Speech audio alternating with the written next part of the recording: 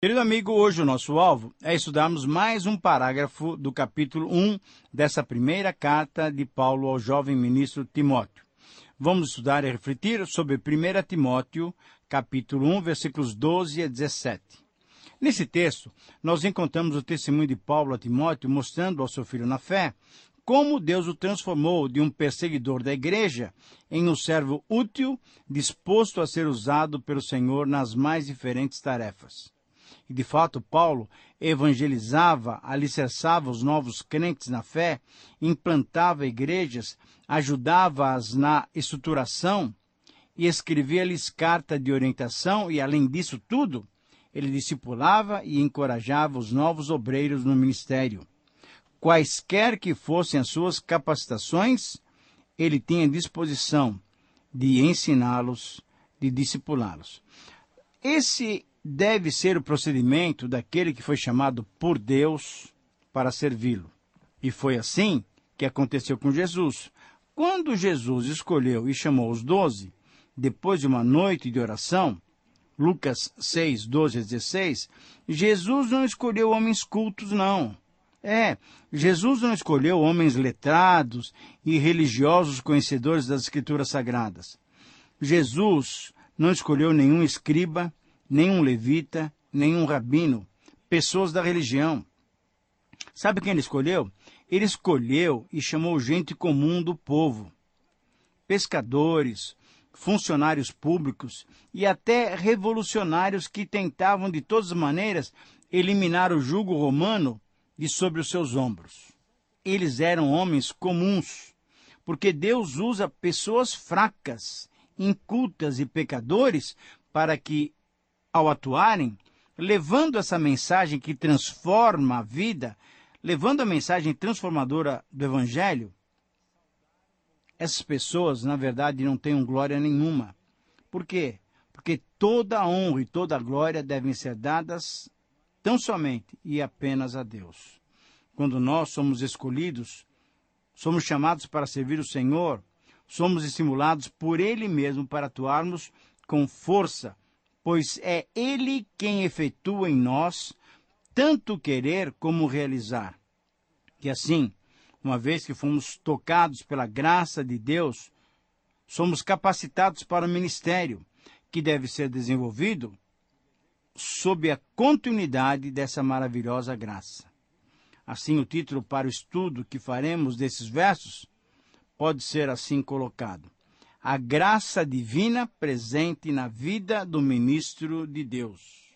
Eu repito, nesse testemunho, nessas palavras de Paulo para Timóteo, o título para esse texto, 1 Timóteo 1, 12 a 17, é A graça divina presente na vida do ministro de Deus. Se existia alguém que podia contrastar a lei com a graça, esse alguém era o apóstolo Paulo. Anteriormente, ele era um ferrenho opositor da igreja. Ele era um dedicado seguidor da lei e se esforçava sobremaneira para viver conforme a lei e as tradições da seita mais severa do judaísmo, a seita dos fariseus.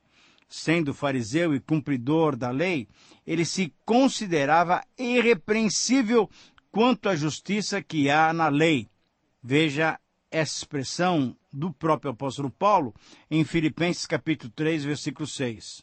Entretanto, quando ele olhava para dentro de si mesmo, certamente, por ser um homem sincero, ele via que lhe faltava algo. Ao mesmo tempo em que se entendia como irrepreensível, depois ele descobriu que ele era um pecador e, na verdade, ele se considerou o principal dos pecadores. Ao descobrir que tinha perseguido o próprio Senhor Jesus, que sofria pelo seu povo, isso é, que Jesus tinha assumido a sua igreja de tal maneira que quando ele se encontrou com Paulo, ele disse: Eu sou Jesus a quem tu persegues, Atos 9, 5.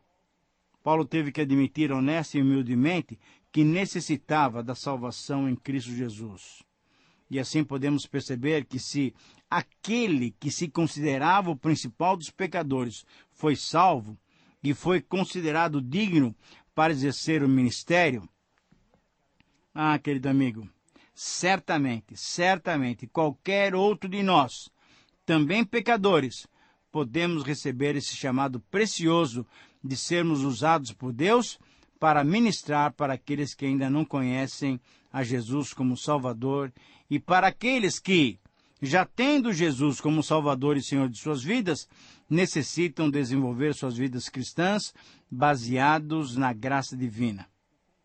Se ainda permanecêssemos indiferentes à graça, à misericórdia e à longanimidade do Senhor que tem sido manifestada a todos nós, então é hora, se nós permanecemos assim, indiferentes a todas essas bênçãos de Deus, agora é a hora de mudarmos de postura e abraçarmos o presente da graça de Deus e realizarmos um ministério que Ele nos deu da maneira mais completa possível. Mas como? Temos que nos fortalecer, mas nos fortalecemos e nos capacitamos nele mesmo que nos chamou. Portanto, o princípio bíblico que se origina desses versículos e que deve ser aplicado a todos nós, se vê nessa frase. Somente a graça divina em Cristo tem o poder de nos transformar e nos capacitar para servirmos como exemplo de ministros de Cristo. É uma frase um pouco mais longa, mas eu quero repeti-la com tranquilidade para que você possa anotar. Esse é o princípio bíblico, então, que extraímos do texto de 1 Timóteo 1, 12 a 17 e que devemos aplicar em nossas vidas. Eu repito, então, somente a graça divina em Cristo tem o poder de nos transformar e nos capacitar, para servirmos como exemplo de ministros de Cristo. Para servirmos como exemplo de ministros de Deus, ou ministros de Cristo. Nesse texto, então, nós encontramos 3 constatações sobre o poder transformador da graça divina em Cristo. Em primeiro lugar, constatamos que a graça em Cristo é suficiente para transformar o pior dos pecadores em um proclamador do Evangelho. Em segundo lugar, constatamos que a graça em Cristo é suficiente para usar vidas imperfeitas, transformando-as pela palavra de Deus em modelos para aqueles que creem.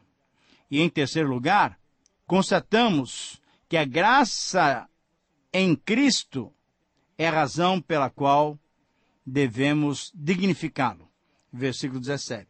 Vamos então estudar cada uma dessas maneiras tão especiais da graça de Cristo se manifestar em nossas vidas.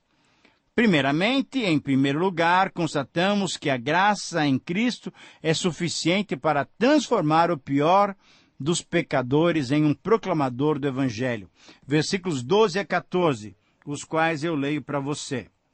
Sou grato, disse Paulo, para com aquele que me fortaleceu, Cristo Jesus, nosso Senhor, que me considerou fiel, designando-me para o ministério, a mim, que noutro tempo era blasfemo e perseguidor e insolente. Veja como Paulo mesmo se descreve. O seu passado era terrivelmente pecaminoso. Mas ele continua, ainda versículo 13. Mas obtive misericórdia, pois o fiz na ignorância, na incredulidade. Versículo 14. Transbordou, porém, a graça do nosso Senhor com a fé e o amor que há em Cristo Jesus. Querido amigo, a graça de Deus é evidenciada na escolha feita por Deus. Quando Deus nos escolhe, nos designa para algum tipo de ministério, Ele não vê as nossas condições espirituais. Ele não vê se temos méritos diante dEle. Ele não vê se as nossas vidas estão adequadas para servi-lo. Ah, não. Quando Deus nos escolhe, Ele nos escolhe por sua graça, por seu amor, por sua misericórdia, e ao nos escolher, Ele nos transforma completamente. Sabe por quê? Porque, na verdade, não temos ninguém que tenha condições de se apresentar para Deus, dizendo para Ele: olha, eu estou aqui pronto para te servir. Deus, veja a minha vida. Ela pode ser usada como exemplo para outras pessoas. Não, todos nós somos pecadores. Todos nós não merecemos nada do Senhor. Todos nós temos um destino certo, que é o inferno. É uma eternidade longe de Deus. Mas graças a Deus, a graça de Deus é abundante e transforma. Quando Deus nos chama, Ele nos transforma, para que possamos então realizar esse ministério que Ele tem nos dado. Portanto, a graça de Deus é evidenciada na escolha feita por Deus. É Ele quem nos escolhe, é Ele que nos considera fiéis para servi-lo da maneira que Ele quer. Uma outra verdade que devemos constatar nessa primeira afirmação é que a graça de Deus é evidenciada ao considerar o presente ao invés do passado. É isso mesmo. A graça de Deus olha para nós agora, no presente, depois que Ele nos chamou, e esquece tudo o que ficou para trás. Por isso é que Paulo diz lá que aquele que está em Cristo é nova criatura, as coisas velhas, o que tem? Você se lembra? As coisas velhas ficaram para trás. Tudo foi esquecido pelo perdão, pelo sangue de Jesus, pela misericórdia de Deus em não nos condenar. Misericórdia, novamente, eu quero colocar essa diferença entre misericórdia e graça. Misericórdia é Deus não nos condenar por aquilo que nós merecemos, porque nós somos errados e pecadores. Graça é o presente divino. Graça é a bondade de Deus sem que nós mereçamos. Ele vem e nos abençoa. Por isso, a graça de Deus é evidenciada ao considerar o nosso presente ao invés do nosso passado. Em terceiro lugar, uma outra ideia importante nessa constatação de que a graça divina é suficiente para transformar o pior dos pecadores em um proclamador do Evangelho é que a graça de Deus é evidenciada no transbordamento da fé e do amor em Cristo Jesus.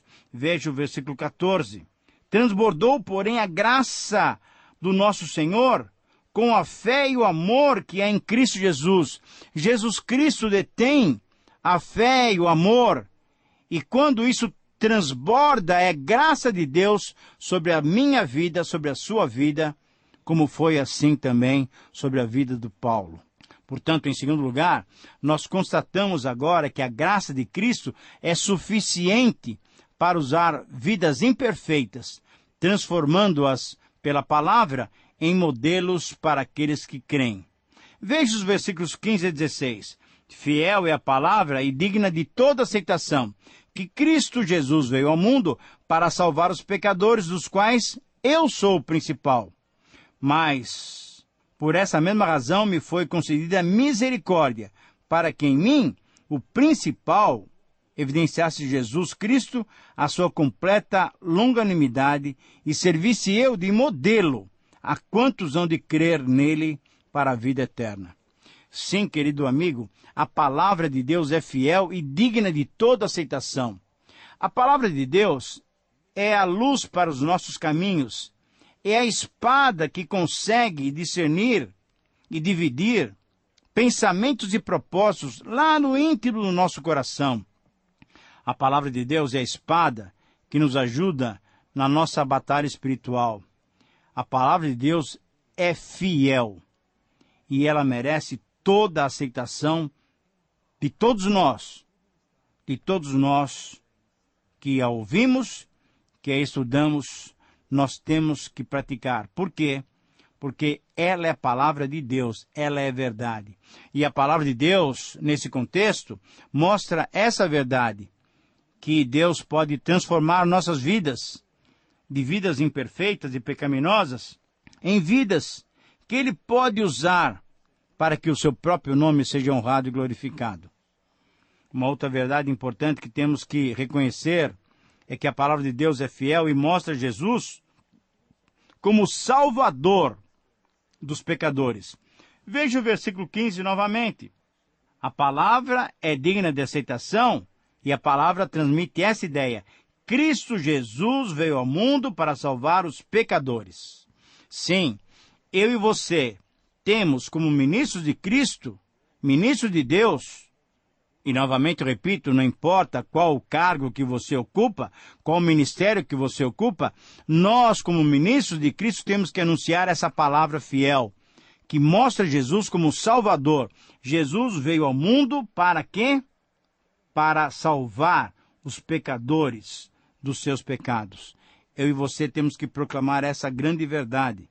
Eu e você temos que falar às pessoas que ainda não têm a salvação em Cristo, que Ele é o único caminho, Ele é a vida, Ele é a verdade. Só nele temos a salvação, só nele podemos chegar ao Pai. E, em terceiro lugar, com relação a essa segunda constatação de que a graça é suficiente para usar vidas imperfeitas, transformando-as pela palavra em modelo para aqueles que creem, nós encontramos uma terceira consideração no versículo 16. A palavra é fiel e mostra Jesus longânimo em nos usar como exemplos. Veja bem o versículo 16. Evidenciou a misericórdia em mim, eu, que era o principal, para que Jesus evidenciasse a sua completa longanimidade.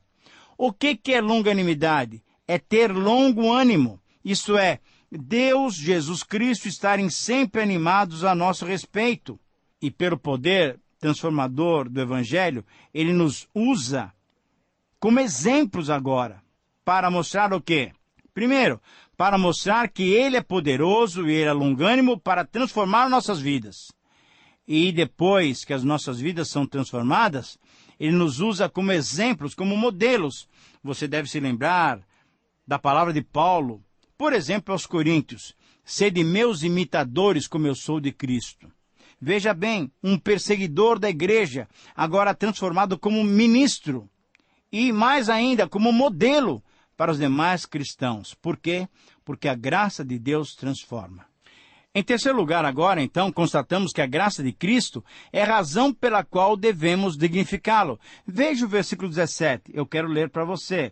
Assim, olha como Paulo se extravasa com alegria, com contentamento. Assim, ao Rei eterno, imortal, invisível, Deus único, honra e glória pelos séculos dos séculos. Amém.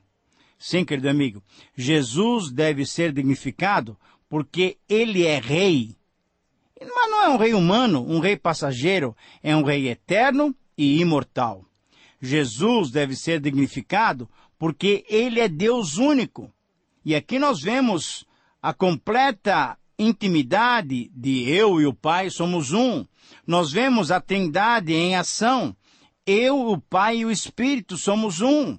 Por isso, Jesus deve ser dignificado como Deus também. Ele é o nosso Deus único e verdadeiro.